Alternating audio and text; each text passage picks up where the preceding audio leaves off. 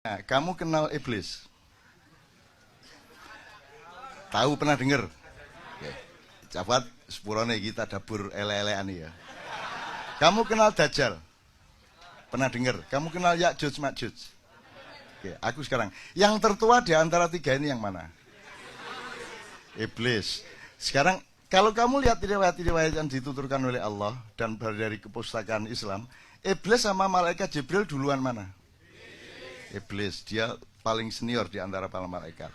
Ya toh? Siapa yang lebih senior dari iblis? Nur Muhammad. Muhammad ketika belum bertajalli atau mewujud menjadi Muhammad bin Abdullah melalui ibunya dan bapaknya. Tapi dia masih berupa gelombang dan cahaya, kan begitu kan? Oke. Nah, Ya'juj Ma'juj itu lahirnya kapan? Dajjal itu ya mesti ae kon gak ero.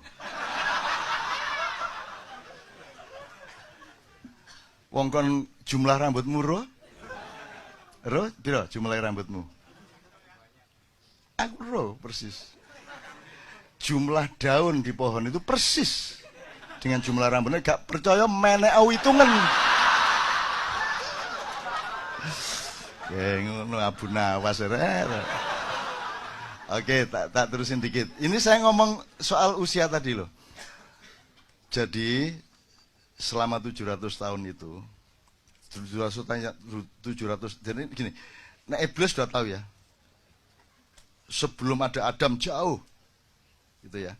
Kan Anda tahu Adam dibikin tapelnya itu fisiknya itu dari tanah liat.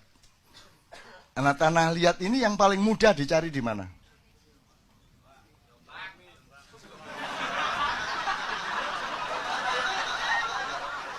Ya, kita dapur aja. Tidak penting benar salahnya kan kita sama-sama tidak bisa melacak. Tapi yang penting endingnya nanti harus membuat kita menjadi lebih gembira kepada Allah dan menjadi lebih sayang kepada manusia, gitu aja. Nah, soal tafsir kon iso nafsiri. Semua tafsir ketika alif lam mim ya podo, hanya Allah yang ngono tok. Lewat jan yo ro nek ngono rek. Nah, hanya Allah yang tahu, ya semua orang tahu itu. Kan artinya tidak bisa ditafsirkan tetap. Gitu loh. Dan indahnya Al-Quran karena ada alif lam mim alif lam ra, ada nun itu loh terutama. Nun. Wah. Gak ono dal, gandi, gak ono. Jadi gini, jadi teman sekalian, kalau Dajjal itu kan dikenal setelah ada informasi atau cerita-cerita dari para nabi, terutama Rasulullah. Menimni ono Dajjal ngene, ono Ya'juj Ma'juj ngene, di Quran juga ada Ya'juj Ma'juj dan seterusnya. Tapi pokoknya kalau dilihat dari eskalasi waktu berdasarkan kelahirannya dalam tanda petik kan iblis, baru Dajjal, baru Ya'juj Ma'juj. Sekarang saya tadabur aja. Dajjal sudah berlaku sejak 700 tahun yang lalu. Kemudian memuncak pada abad 17 dan sekarang sudah berlaku seluruh dunia. Dajjal itu satu cara pandang di mana Anda ditipu, di mana Anda akan menganggap yang surga itu sebenarnya neraka. Anda diiming-imingi sesuatu dan Anda tertarik padahal itu neraka. Dan itu sudah terjadi pada kebudayaan, pada filsafat, pada apa saja, betul enggak? Yang Anda cari-cari itu, Allah sendiri mengatakan, aku bikin tampak indah dunia itu bagi orang-orang yang kafir, kan gitu. Gitu. Jadi no arek, gak usah tak terus-terusan lah. Gue tembangannya tak kayak contoh-contoh terus. Jadi Dajjal sudah berlaku sekarang. Semua sistem politik, semua sistem kebudayaan, semua sistem nilai dan kepercayaan sudah Dajjaliyah semua sekarang ini. Jadi semua polisi-polisi itu sebenarnya berdasarkan cara berpikir Dajjal tadi yang membuat manusia terbalik penglihatannya terhadap surga dan neraka. Anda sekarang ini takut nggak sama neraka menurut Anda? Wong Indonesia ini. Bener takut apa tidak? Tidak takut-takut amat toh. Kan sibuk sama ingin ke surga. Dan yang disebut surga itu pokoknya kan duwe lomah lebih besar, bojo luwih ayu dan akeh. Ngono ta sing dibayangno. Jadi Aspirasi orang kebanyakan tentang surga itu aspirasi materialisme. Gitu ya. Jadi bayanginnya tetap bayang materialistik gitu loh. Padahal surga itu enggak gitu sama sekali. Aku rodok riset iki. Muakeh. Yang paling gampang kan Allah mengatakan surga ada 4. Ada 4. Terus warnanya hijau tua gitu ya. Terus nanti Anda punya bawahan yang namanya sesuatu yang mengalir, yang disebut sungai. Sungai itu tidak pada airnya, tidak pada tanahnya, tidak pada suket-suketnya, tapi pada alirannya, betul enggak? Kalau ada sungai tidak ada airnya, kamu mengatakan itu sungai kok enggak ada airnya. Jadi sungainya bukan air. Jadi pada apa sungainya itu? Pada sesuatu yang mengalir, sifat aliran itu. Dan kamu membawai mintah tihal anhar. Di bawahnya ada sungai yang mengalir. Jadi kamu di atasnya. Jadi kamu itu pemerintahnya sesuatu yang mengalir. Jadi kamu bisa mengalirkan sesuatu, kehendakmu, semua segala macam. Nanti kamu skenario sedemikian dan tercapai. Dan bedanya dengan yang membuat kita tidak bisa paham surga sampai hari ini adalah kalau di dunia, surganya seseorang bisa merupakan neraka bagi orang lain. Ada kamu beli motor baru, itu neraka bagi tetanggamu. Betul enggak? Betul enggak? Yang satu kawin, mengawini cewek, neraka bagi laki-laki yang tidak mencapai cewek itu. Itulah dunia. Di surga tidak. Di surga kata Allah kita terpenuhi semua yang kita inginkan, tapi tidak ada konflik. Bahkan ada ayat mereka berebut gelas, tapi tidak ada pertengkaran dalam perebutan itu. Dan seterusnya lah, macam-macam gejala-gejala surga itu. Saya ingin mengatakan ini kepada Anda semua, untuk supaya Anda itu jangan terlalu bingung-bingung amat melihat keadaan ini. Indonesia itu tidak ada kan tidak ada apa-apa. Dunia tidak ada ya apa-apa Thomas. Kamu pikir Anda cuma hidup sekali. Bagaimana kalau nanti dihidupkan lagi? Iki tak tekati loh ini. Awas ngonek. Ya Allah semua jamaah KJ tolong hidupkan lagi. Sesuai dengan ayatmu. Allah mengatakan, enggak, bukan itu. Kenapa kamu ingkar kepada Allah, kata dia. Padahal dulunya kamu mati, gitu kan kalimatnya. Dulunya kamu mati. Kalau dulunya mati, sebelum mati hidup apa enggak? Berarti sekali ya. Dulunya kamu mati berarti kita tarik ke belakang, berarti sebelum mati tadi kan hidup. Berarti satu kali hidup, satu kali mati. Padahal dulunya kamu mati, kemudian aku hidupkan lagi, berarti 2 kali. Kemudian aku matikan lagi, 2 kali hidup, 2 kali mati. Kemudian aku hidupkan lagi di surga. Di ayat ini tok aja Anda hidup 2 kali. Baru di surga. Yang rokok lah nek kono. Tapi dengan catatan rokok yang saya bilang itu omongannya Dajjal. Kan gitu. Jadi kalau omongan saya, Anda surga. Bahwa surga keberatan sama Anda butuh tanggung jawabku. Ya ngono ya sing seger mikire ya rek ya. Oh nek kon gak duwe kesegaran ngono wis gak enak uripmu ya sing seger. Oke.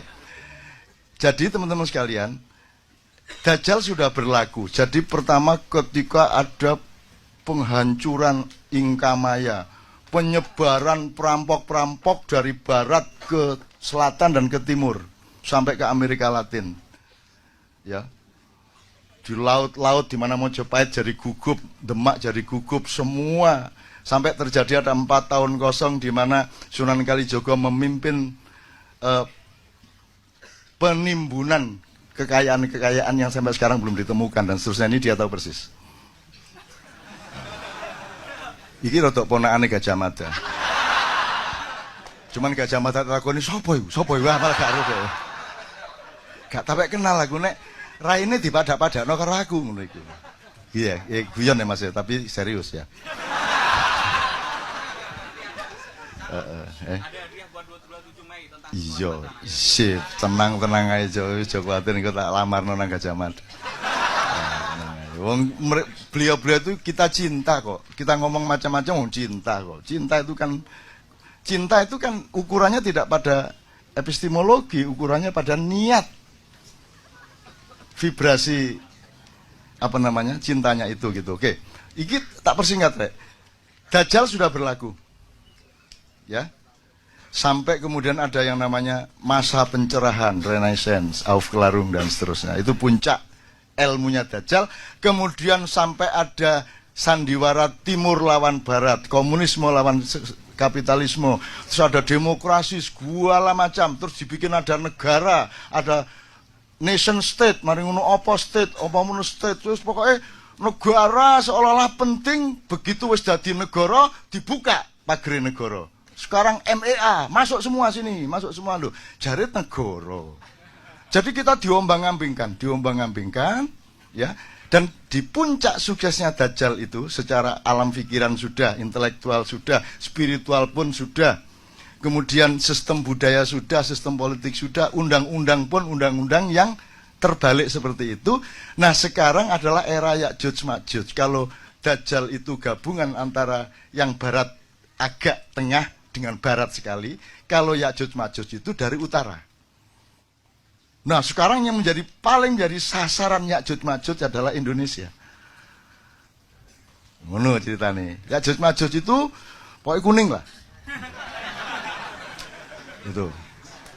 Itu infanteri yang luar biasa. Tapi dia ke sini. Tadi ingat tak pertanyaan saya? Di mana Israel disuruh cari tanah liat? Kalau di kisahnya kan Jibril disuruh cari tanah liat. Sampai sini, di sini sudah ada iblis jauh sebelumnya. Di tanah ini. Ini sudah dikuasai iblis. Ini dari berbagai macam wacana. Jadi sebelum Adam datang, di sini sudah dikuasai iblis. Gitu loh. Karena iblis langsung lari, begitu diibliskan, karena la yasjud itu tidak tahu sujud, dia langsung diusir ke sini. Jadi ketika Jibril mau ambil tanah liat, dihalangi sama iblis, Jibril lari. Mikael lari, terus Israfil lari, tinggal Israel. Israel memakai ilmunya iblis. Itu iblis itu pinter. Ini sebelum Israel ya, sebelum Israel tak. Iblis itu dia ingin melaksanakan ayat Allah bahwa Allah itu menciptakan khalifah di bumi, betul enggak? Iki gimana kok ditaruh di surga ya Adam ya apa? Di bumi fil ate. Ini jailun fil ardi khalifah. Lah kok ditaruh di surga? Salah ini, tidak taat sama Allah. Akhirnya iblis berusaha. Bagaimana caranya memindah Adam dari surga ke bumi? Bener nggak yang dilakukan? Nah, ya lumayan. Ya, jangan aja pecah dasar. Nah, cara dia masuk surga itu gini, surga itu dijaga oleh seekor naga yang sangat besar. Kepalanya di depan pintu surga, badannya di dalam surga. Nah, caranya iblis masuk surga itu, dia nunggu menguap si naga ini. Begitu naga menguap, iblis bleng masuk. Kemudian menjalani lorong yang panjang di perut dan di badan naga itu, kemudian menunggu naga beol. Begitu beol, iblis ikut.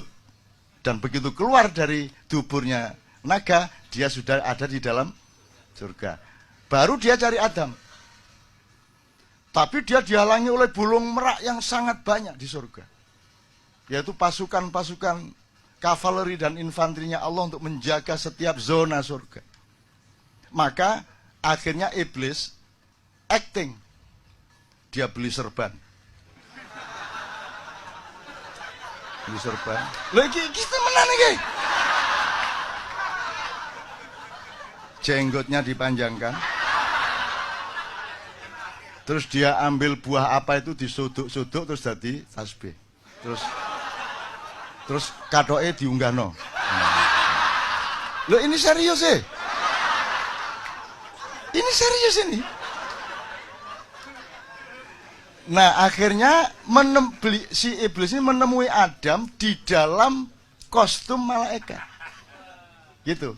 Adam hormat kan, loh ini malaikat siapa ini? Oh Kanzul Jannah, bendaharawan surga, al-khashi, ar-raqi, as-sajid, tafadhalu. Itu dihormatilah oleh Adam. Dan semua bangsa Indonesia sekarang adalah Adam yang didatangi oleh